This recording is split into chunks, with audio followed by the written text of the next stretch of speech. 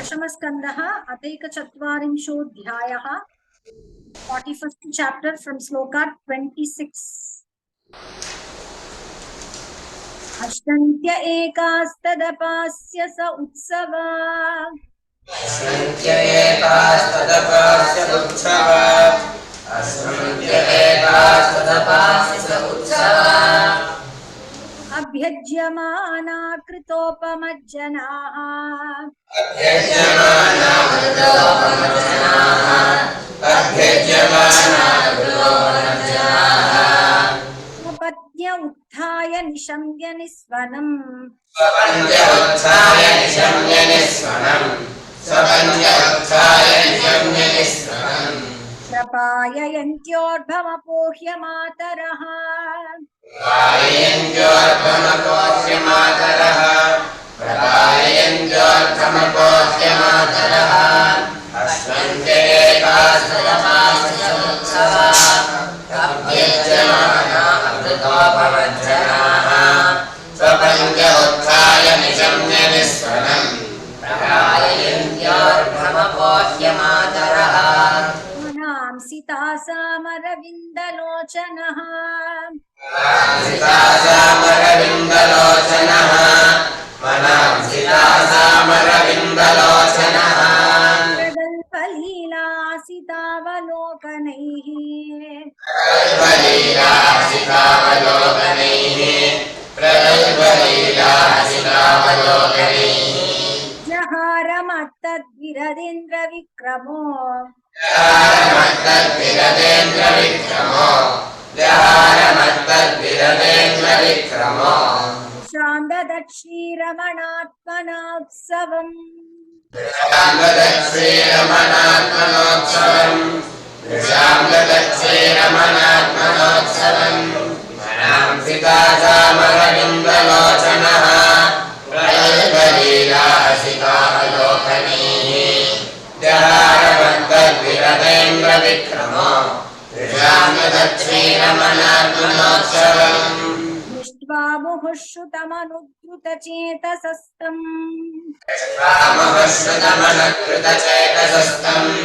निष्कामश्रुतमनकृतचेतसस्तम्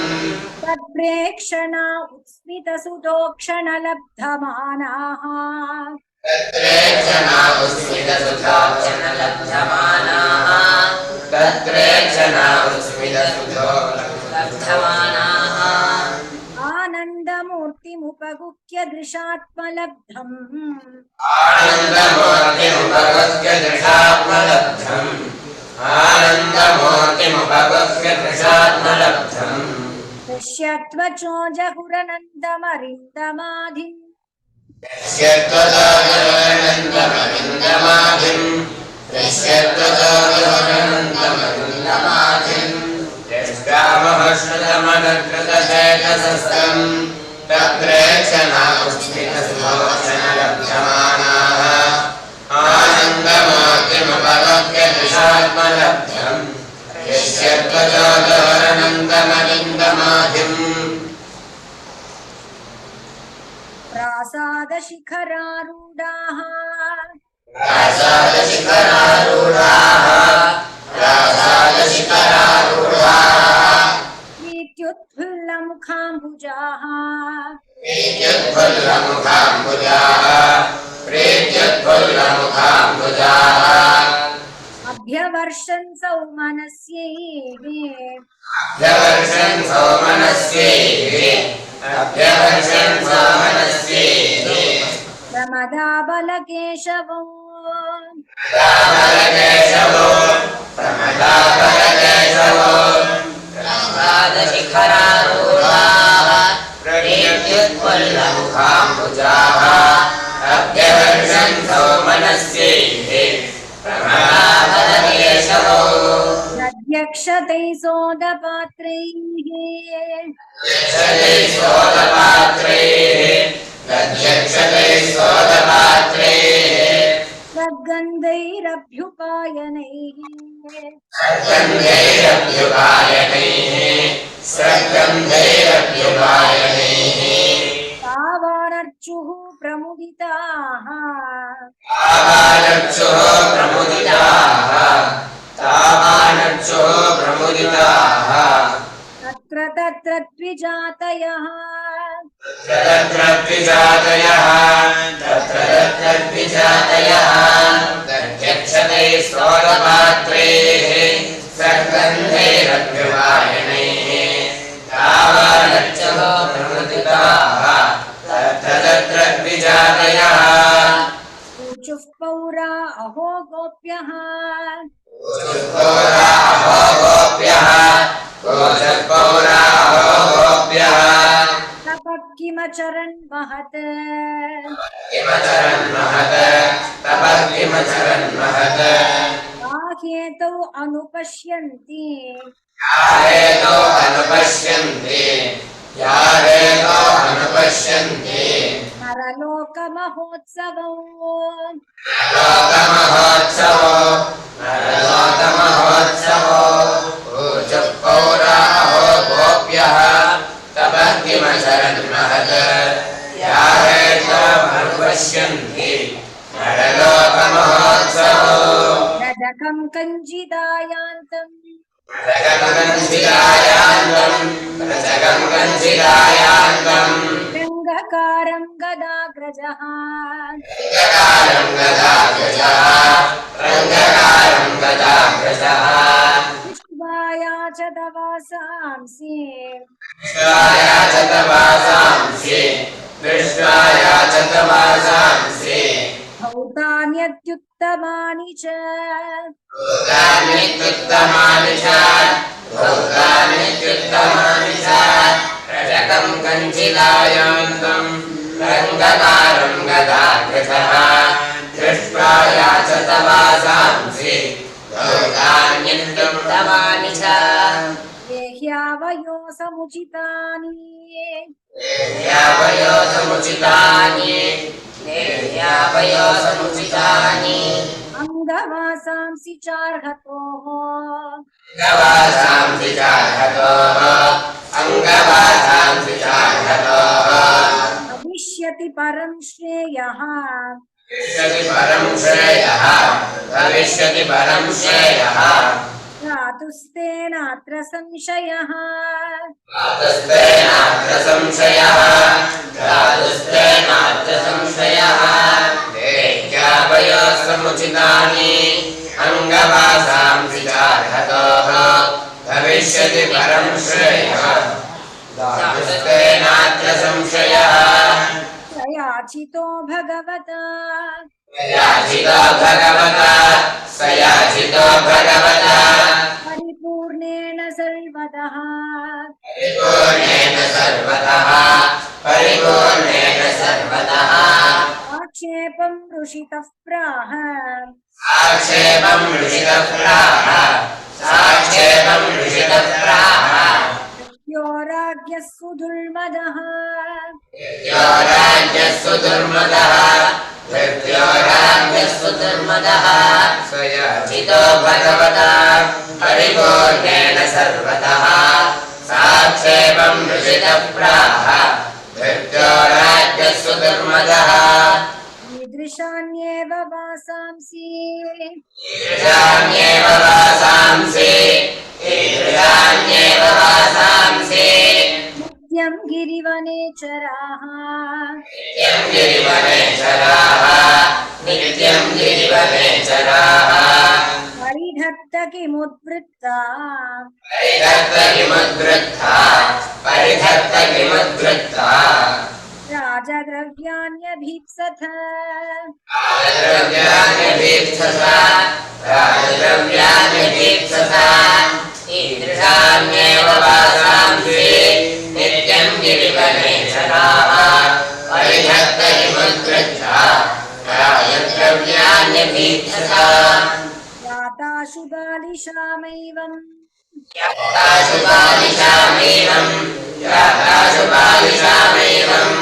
प्रार्थ्यं यदि जिजीविषा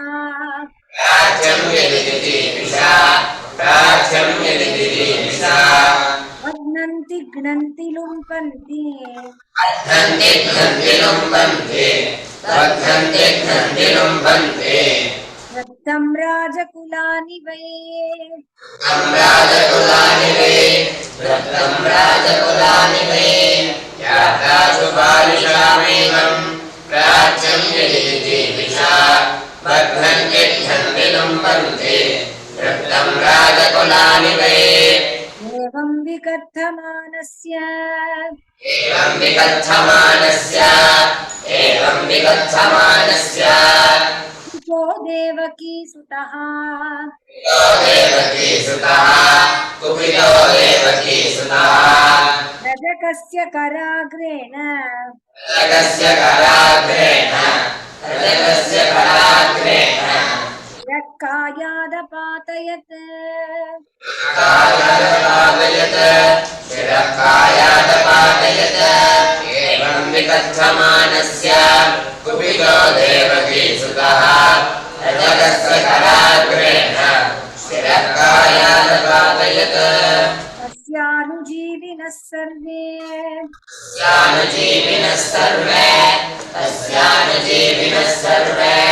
वासत्कोशान् विसृज्य वै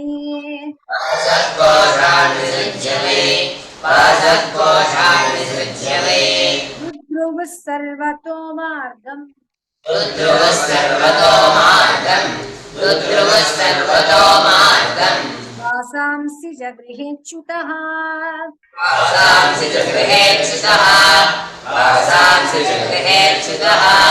तस्यानुजीविनः सर्वे वासकोशान् विसृज्य वै तद्रुवः सर्वतो मार्गम् वासांसि जगृहेच्युतः वसित्वात्मप्रिये वस्त्रे वसित्वात्मप्रिये वस्ते नः सङ्कर्षणस्तथा कृष्णः सङ्कर्षणस्तथा तेषान्यादत्तगोपेभ्यः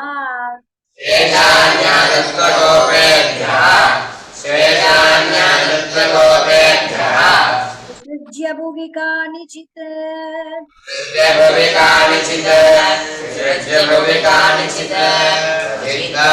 प्रिये वस्त्रे कृष्णः सङ्कर्षणस्तथा गोपेभ्यः विसृज्य भुवि कानिचित् तदस्तु वायकः प्रीतः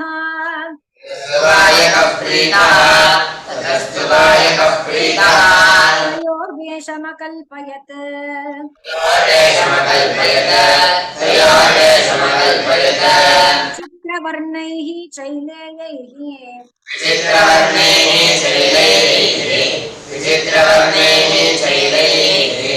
आकल्पैरनुरूपतः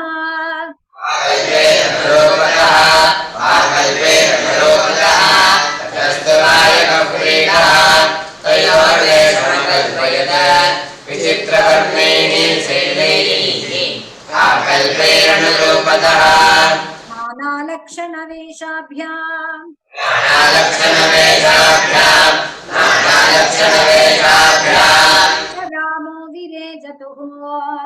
रामो विरेजतुः कृष्णरामो विरेजतः अलङ्कृतो बालगजौ पर्वणीव निसेतेतरौ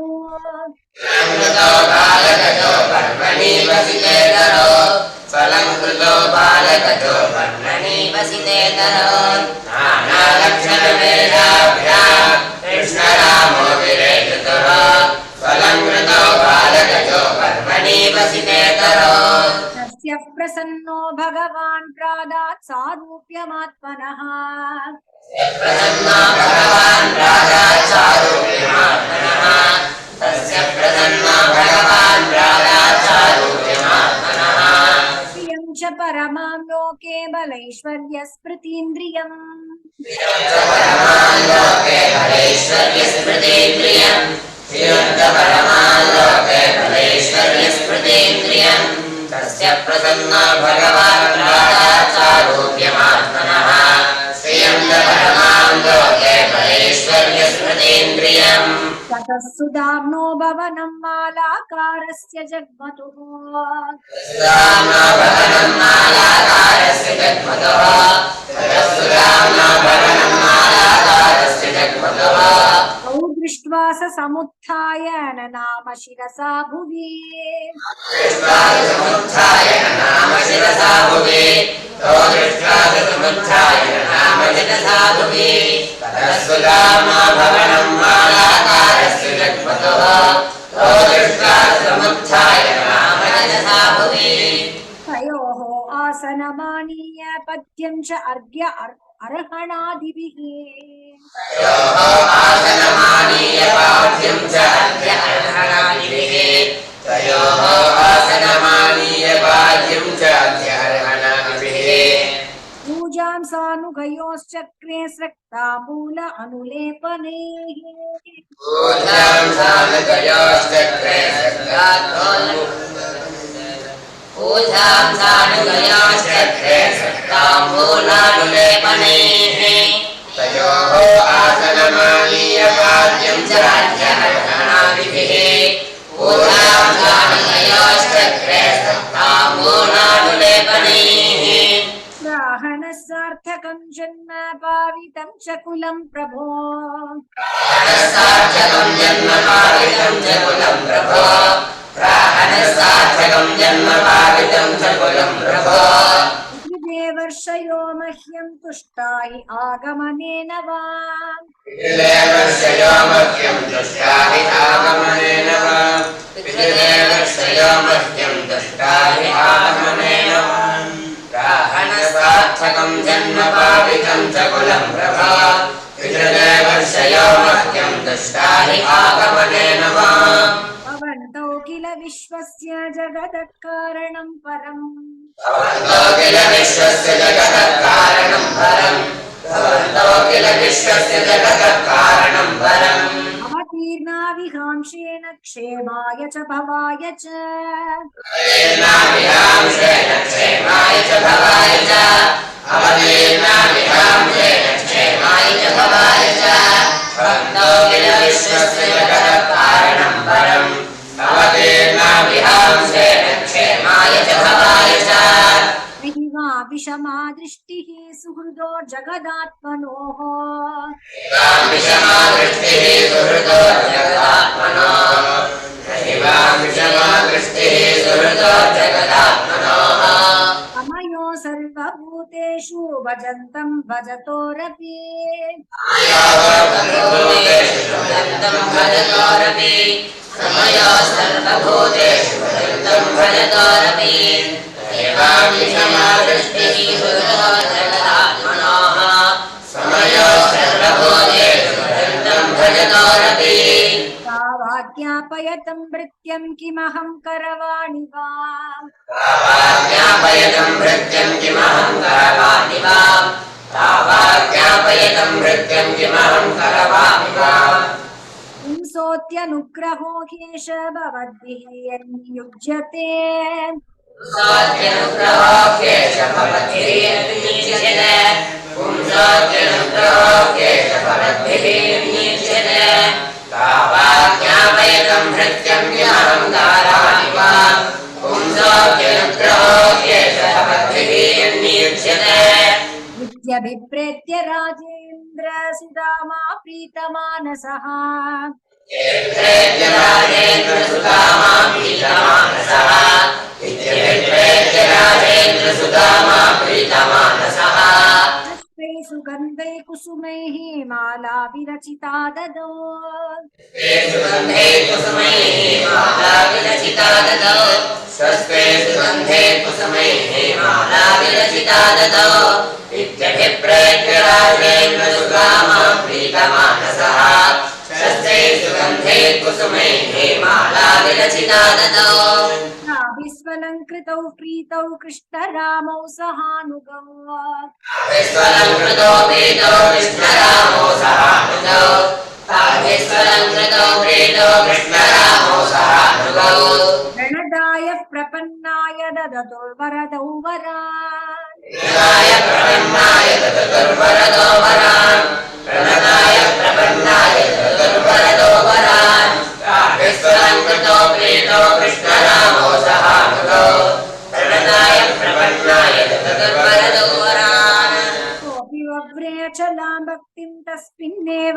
अखिलात्मने विवव्रेचलां भक्तिं तस्मिन्नेव अखिलात्मनि विवव्रेचलां भक्तिं तस्मिन्नेव अखिलात्मनि तद्भक्तेषु च सौहार्दं भूतेषु च दयां पराम् भक्तेषु सौहार्दं भूतेषु दयां पराम् तद्भक्तेषु सौहार्दं भूतेषु दयां पराम्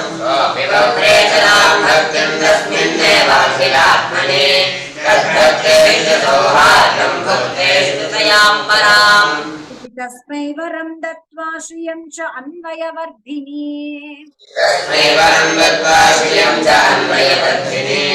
इति तस्मै वरं दत्त्वा श्रियं च अन्वयवर्धिनी फलमायुः यशः कान्तिं निर्जगाम सहाग्रजः फलमायुः यशः कान्तिं निर्जगाम सहाग्रजः फलमायुः यशः कान्तिं निर्जगाम सहाग्रजः तस्मै वरं दत्त्वा श्रियं च अन्वयवर्धिनी फलमायुः यशः कान्तिं निर्जगाम सहाग्रजः श्रीमद्भागवते महापुराणे पारमहंस्यां संहितायां दशमस्कन्धे पूर्वार्धे श्रीमद्भागवते महापुराणे पारमहंस्यां संहितायां दशमस्कन्धे पूर्वार्धे श्रीमद्भागवते महापुराणे पारमहंस्यां संहितायां दशमस्कन्धे पूर्वार्धे प्रवेशो नाम एकचत्वारिंशोऽध्यायः प्रवेशो नाम एकचत्वारिंशोऽध्यायः